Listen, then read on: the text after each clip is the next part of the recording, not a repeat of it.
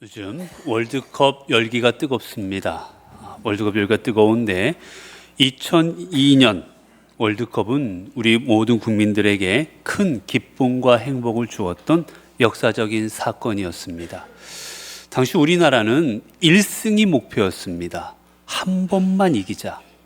그런데 그만 우리나라는 4강이라는 신화를 씁니다. 얼마나 그때 나라가 뜨거웠는지 모릅니다. 근데 이 신화 그 중심에는 이 모든 승리의 중심에 누가 있었냐면 히딩크라는 감독이 있었습니다. 그의 리더십으로 인해서 그 선수들이 열심으로 뛰었고 또 그 성적을 또한 이룰 수가 있었던 것이지요. 이 히딩크에 얽혀진 우리에게 전해지는 이야기 중에 하나입니다. 한 청년 선수가 있었습니다. 한 청년 선수는 너무나도 몸집이 왜소했습니다. 이 축구 선수를 하려고 그러면 몸싸움을 해야 되는데 너무 몸이 왜소했어요. 항상 밀립니다. 그리고 그는 축구로 인해서 두각을 별로 나타내지를 못했습니다. 그가 고교 때까지 별로 두각이 나타나지도 않지, 그리고 그가 몸집도 왜소하지, 그러다 보니 어느 대학에서도 그를 원하지 않습니다. 결국 그는 대학의 선택도 받지 못하고 실업팀의 선택도 받지 못하고 결국 일본으로 건너가 1부도 아닌 2부 리그에서 뜁니다. 그런데 우리나라의 2001년 우리나라의 대표팀의 이제 지휘봉을 잡은 히딩크 감독은 모든 언론 앞에서 공표합니다. 나는 학연, 지연, 명성 이런 것을 가지고 선수를 뽑지 않고 오직 실력으로 뽑겠다. 그리고 선수들을 선출했는데 그 선수 중에 바로 이 청년이 들어갑니다. 그러자 언론에서 떠들기 시작합니다.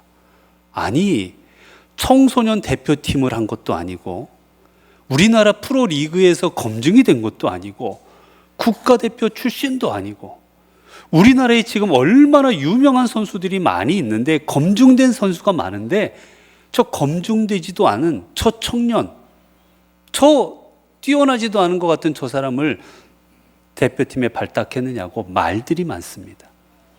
게다가 그는 축구 선수로 치명적인 결함이 있었어요. 평발입니다. 전후반 100분가량을 뛰어야 되는 선수가 평발이니 얼마나 그 힘이 듭니까? 다들 언론에서는 최종 엔트리에 들지 못할 것이다. 분명 중간에 탈락하고 말 것이다 라고 다들 그렇게 예상했습니다. 그런데 그때 히딩크 감독이 그 선수에게 다가와서 이렇게 말해 주었다고 합니다. 너는 낙심하지 마라. 너는 세계적인 선수가 될 거다. 너는 세계적인 선수가 될 거다라고 이야기를 해 주었다 합니다. 이 말에 힘을 얻은 선수는 열심히 감독의 훈련에 참여합니다. 체력 훈련 열심으로 참여해서 그는 지칠 줄 모르는 체력을 갖게 됩니다. 전후반을 뛰어다녀도 끝까지 지치지를 않아요. 결국 그는 우리나라 포르투갈전에서 결승골을 터뜨립니다. 그리고 이후에 그는 이제 히딩크 감독이 감독을 했던 에이트호벤이라는 유럽의 팀에 이제 그는 진출을 했고 그 이후에 퍼거슨 감독이라는 유명한 명장이 이끄는 맨체스터 유나이티드라는 그 팀에 가서 이제 선수로 활약합니다. 그리고 그는 훗날 세계적인 축구 선수로 발전을 합니다. 우리에게 잘 알려져 있는 박지성 선수의 이야기입니다. 여러분, 그는 보잘것없는 선수였습니다. 아무도 주목해 주지 않았어요. 아무도 그가 국가대표에 발탁될 거라고 상상하지도 못했습니다. 그런데 히딩크 감독은 그의 재능을 보고 그를 선택했고 그리고 그를 훈련시켰고 그리고 그가 세계적인 선수로 발돋움하는데 그에게 도움을 줍니다. 여러분, 심리학의 피그말리온 효과라는 그런 유명한 법칙이 있습니다.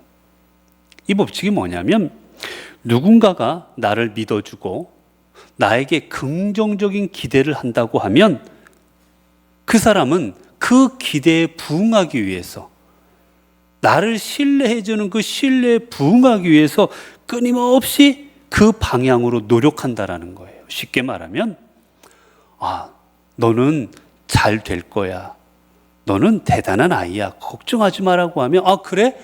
내가 대단하고 내가 실력 있는 사람이구나. 그러면 그 말에 부응하기 위해서 실력 있는 사람으로, 재능 있는 사람으로 성장하기 위해서 끊임없이 노력한다라는 거예요. 그래서 언젠가 그거에 가깝게 나아가게 되어진다라는 겁니다. 반대로 너는 쓸모없어, 너는 소용없어라고 하면 반대로 그렇게 가는 거예요. 이런 박지성 선수는 별 볼 일 없는 선수였지만 히딩크 감독은 그를 선택했고 너는 세계적인 선수가 될 거라는 기대와 신뢰를 보냈을 때 그는 놀라운 선수로 성장했습니다. 이처럼 우리는 누군가가 나를 선택하고, 누가 나를 선택하고 그리고 나에게 어떤 기대를 갖고 있냐에 따라서 우리의 인생은 전혀 달라질 수가 있는 겁니다. 여러분, 우리의 존재를 한번 보십시오. 여기 앉아있는 우리를 한번 돌아보시기 바랍니다. 여러분, 우리의 면모가 어떻습니까? 우리가 정말 이 자리에 나와서 내가 하나님의 자녀입니다, 내가 하나님의 직분 맡은 사람입니다, 내가 하나님께서 나를 지금까지 이렇게 인도해주기 충분한 능력 있는 사람입니다 라고 자신 있게 말할 수 있는 사람이 누가 있겠습니까? 우리는 다 부족합니다. 아니, 부족할 뿐만이 아니라 사악한 죄인들일 뿐입니다. 우리 안에 가지고 있는 탐욕, 욕심, 이기심 말할 수 없습니다. 게다가 우리가 가진 능력이 뭐가 있습니까? 정말 우리가 그렇게 많이 배웠습니까? 가진 게 많습니까? 여러분, 우리가 주님의 자녀 될 자격이 뭐가 있습니까? 그러나 하나님께서는 우리를 하나님의 자녀로 우리를 삼아 주셨습니다. 그리고 하나님의 백성으로를 삼아 주시고 하나님 나라를 이루어가는 도구로 우리를 사용하여 주고 계십니다. 여러분, 그렇습니다. 우리가 이 자리에 있는 것, 우리가 지금 하나님을 아버지라 부르고 주님의 백성으로 살아갈 수 있는 이 사건의 중심에는 바로 하나님의 선택하심이 있습니다. 여러분 중에 여러분이 하나님을 선택했다고 생각하시는 분이 있으십니까? 여러분 중에 내가 정말 하나님 앞에 내가 하나님을 믿고자 생각했기 때문에, 결심했기 때문에 하나님을 믿게 되었다라고 그렇게 생각하는 분이 있습니까? 여러분, 우리가 하나님을 선택하기 전에 하나님이 먼저 우리를 선택하셨습니다.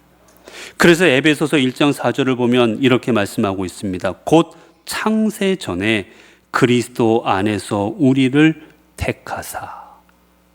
여러분, 창세 전부터 하나님께서 우리를 믿음의 자녀가 되도록, 하나님을 믿고 하나님 앞에 돌아오는 하나님의 사람이 되도록 하나님은 창세 전부터 우리를 택하여 주셨다라고 성경은 기록합니다. 여러분, 아브라함이 정말 선택받을 만한 자격이 있었습니까? 여러분, 아브라함은 그 시대에 별 볼 일 없던 사람이었습니다. 여러분, 그 시대에 이미 그 땅에는 왕들이 있었습니다. 왕족이 있었어요.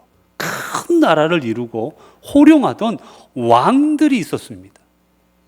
그런데 하나님께서는 그런 왕족이 아닌 평범한 그저 한 족속을 이끌고 있는 그 아브라함을 먼저 선택하십니다. 그래서 그 아브라함을 통하여 이스라엘 민족을 이루어가게 하십니다. 여러분, 사무엘이 하나님을 선택하기 전에 하나님께서 사무엘을 선택하십니다. 여러분, 사무엘은 어렸습니다. 그 시대에 이미 엘리는 대제사장이었고 엘리에게는 아들들도 있었고 자손들이 있습니다. 얼마든지 사무엘보다 더 뛰어난 가문의 사람들이 있었습니다. 그런데 하나님은 그들을 선택하신 것이 아니라 나이 어린 사무엘을 선택하십니다. 그리고 그를 사사로 삼아주시고, 그리고 그를 이스라엘을 이끄는 위대한 지도자로 하나님께서는 그를 이끌어 주십니다. 여러분, 사도 바울도 마찬가지입니다. 비록 사도 바울이 가진 것도 많고 그가 학벌도 있고 그가 가문도 좋았지만 그는 치명적인 약점이 있습니다. 바로 하나님의 교회, 하나님의 교회를 핍박했고 믿는 성도들을 잡아 가두는 일에 앞장섰던 인물입니다. 교회로서는 그를 받아들이기 어려웠던 사람입니다. 근데 하나님은 그를 선택하십니다. 그리고 그를 통해서 온 세계에 복음이 전파되는 놀라운 도구로 그를 사용하여 주십니다. 여러분, 그렇습니다. 이 땅에 있는 우리들, 그리고 수많은 성경의 위대한 인물들, 그들이 하나님의 일을 감당했던 그 중심에는 바로 하나님의 선택하심이 있었던 것입니다. 여러분, 하나님이 선택하실 때 여러분, 하나님의 기준은 세상의 기준이 아닙니다. 세상의 기준은 어떻습니까? 잘나야 됩니다. 똑똑해야 됩니다. 가진 것도 있어야 됩니다. 사람들로부터 인정받고 있어야 됩니다. 이게 바로 세상의 기준입니다. 그러나 하나님은 그러한 기준으로 선택하지 않으셨습니다. 히딩크 감독이 오직 실력으로 선수들을 뽑았듯 하나님께서는 이 땅에 있는 백성들을 국률의 눈으로 바라보시고, 그리고 그 국률의 눈에 들어오는 사람들을 하나님께서는 선택하셨습니다. 예수님께서 제자로 선택한 사람들의 면모가 어떻습니까? 잘난 사람이 없습니다. 똑똑한 사람이 없습니다. 여러분, 다 죄인이었고 다 어리석었고 그들은 정말 제자로 선택받기에 합당한 사람이 하나도 없었습니다. 오죽하면 바리새인들이 그 제자들을 보고 비웃었겠습니까? 저 예수를 따르는 저 제자, 저렇게 형편없는 사람들을 제자로 데리고 다니는 저 예수님을 비난합니다. 그러나 우리 하나님께서는 별 볼 일 없고 세상으로는 손가락질 당할지라도 하나님께서는 당신의 선택한 사람을 통하여 이 땅에 역사를 이루어 가십니다.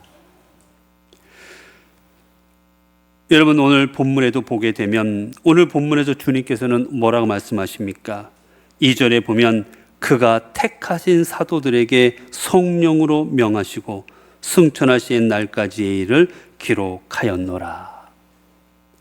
오늘 본문에도 보면 하나님께서 직접 제자들을 선택해 주셨고, 그리고 그들에게 명령을 내려주셨고, 그리고 그 모든 일들을 함께 이루어 가셨고 그 일이 기록되었다라고 말하고 있습니다. 우리가 전번에 보았던 우리가 마가복음에서도 마지막 부분에 뭐라 말씀하십니까?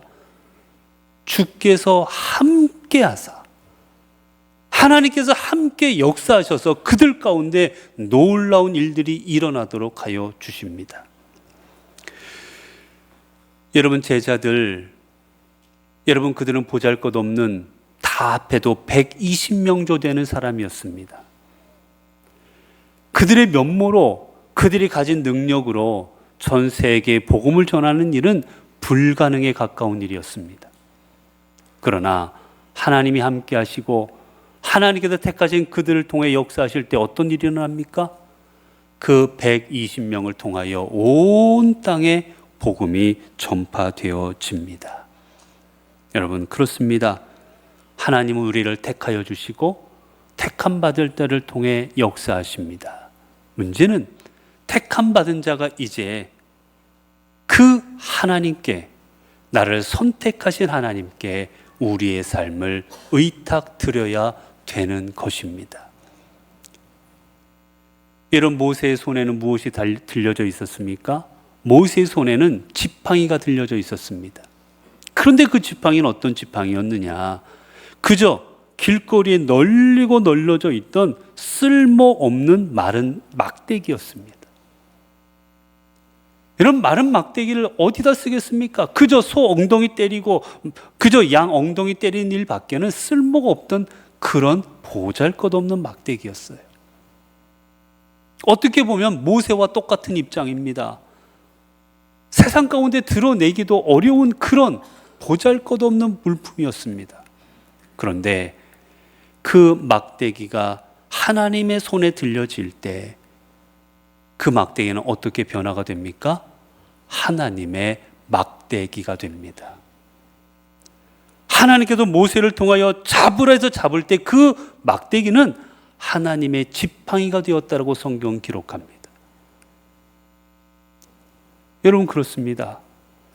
쓸모없는 것 같고 필요 없는 것 같고 엉망인 것 같아도 하나님 손에 붙들린 바 될 때 우리는 하나님의 지팡이가 되어지는 겁니다.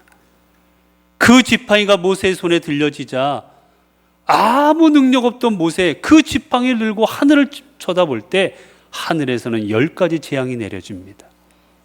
그 지팡이를 손에 들고 하나님이 준 지팡이 들고 홍해를 칠 때 홍해 바다가 갈라집니다.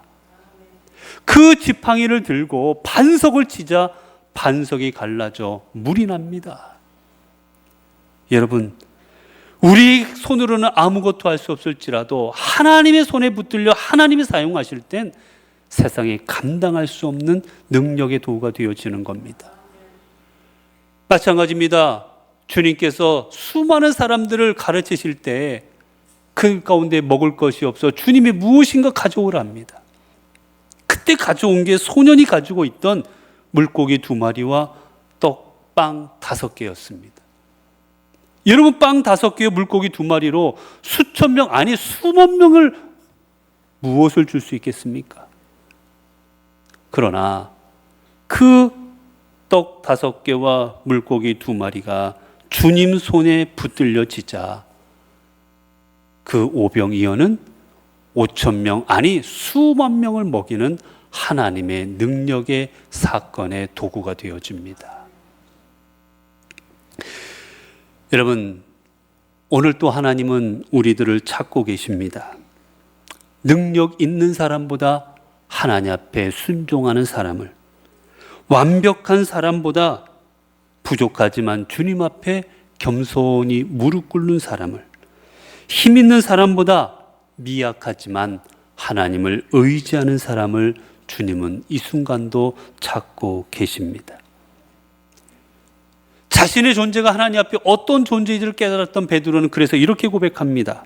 그러나 너희는 택하신 족속이요 왕 같은 제사장들이요 거룩한 나라요 그의 소유가 된 백성이니. 너희는 하나님의 택한 족속이고 하나님께서 세우신 왕 같은 제사장이고 그리고 거룩한 나라고 하나님의 백성이다라고 말합니다. 여러분, 그러면 하나님의 백성, 하나님 나라의 왕 같은 제사장인 우리들은 어떤 삶을 살아가야 됩니까? 베드로는 곧 이어서 말합니다. 이는 너희를 어두운 데서 불러내어 그의 기이한 빛에 들어가게 하신 이의 아름다운 덕을 선포하게 하려 하심이라. 너희를 하나님의 제사장으로 삼아주신 것, 너희를 하나님의 선택된 백성으로 삼아주신 것, 그 이유가 무엇이냐? 아름다운 하나님의 덕을 선포하게 하려 하심이라. 이걸 쉽게 말하면 어떤 말이겠습니까? 하나님의 말씀, 하나님의 복음을 선포하라는 말씀입니다. 사도 바울이 이렇게 고백합니다. 예수 그리스도의 종 바울은 사도로 부르심을 받아 하나님의 복음을 위하여 택정함을 입었으니. 사도 바울은 자신의 사도로 부름받은 이유에 대해서 말합니다.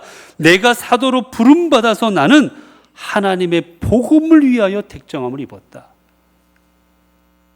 여러분, 그렇습니다. 사도 바울을 사도로 부르시고 사도 베드로를 부르시고 오늘 우리를 또한 하나님의 백성으로 부르신 이유는 바로 하나님의 복음을 증거하게 하기 위함이셨습니다. 여러분, 오늘 우리 교회를 세우신 목적이 무엇입니까? 오늘 우리 교회를 세우신 목적이 주일날 밥 먹고 봉사하라고 교회를 세우셨습니까? 주일날 교제하라고 교회를 세우셨습니까? 여러분, 아닙니다. 교회를 세우신 목적은 바로 하나님의 나라, 하나님의 복음을 전파하라고 교회를 세우신 겁니다.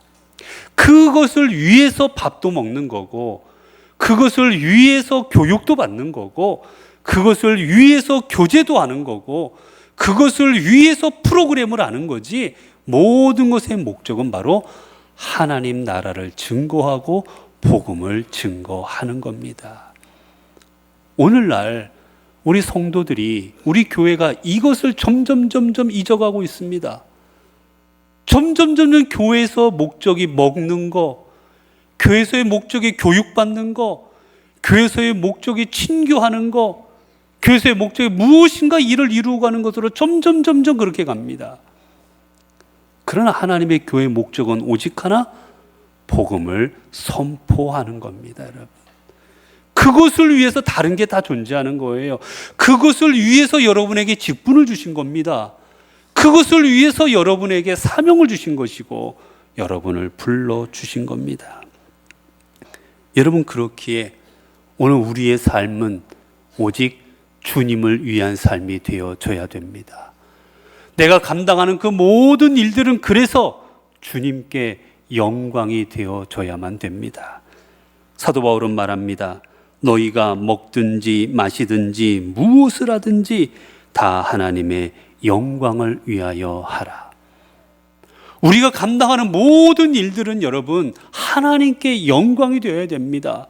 내가 아는 거 드러나고 내가 하고 싶은 거 하고 내가 원하는 거 이루는 게 아니라 그 모든 일의 목적, 마지막은 하나님을 위한 것, 하나님의 영광을 위한 것이 되어지는 겁니다. 여러분께서 주님은 말씀하십니다. 온 천하에 다니며 만민에게 복음을 전파하라. 너희는 이 모든 일의 증인이라. 사랑하는 성도 여러분, 우리는 모두 주님께 선택받은 존재들입니다. 부족하고 자격 없는 우리들이었지만 그런 우리들을 하나님은 하나님의 자녀로 불러주셨습니다.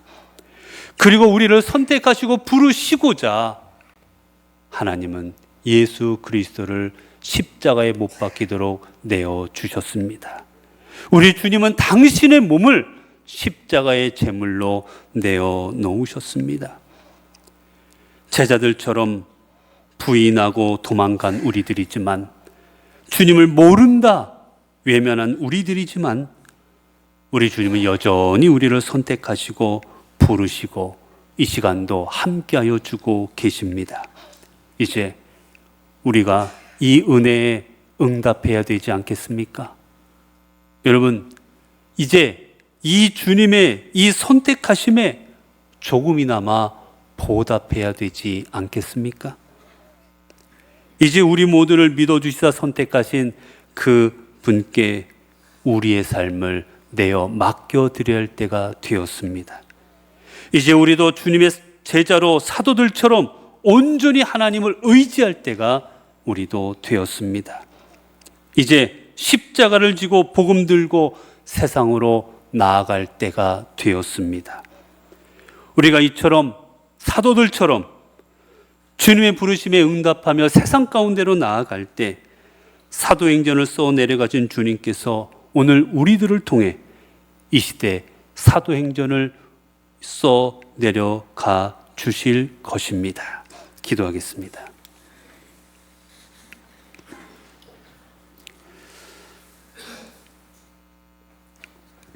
은혜로우신 하나님,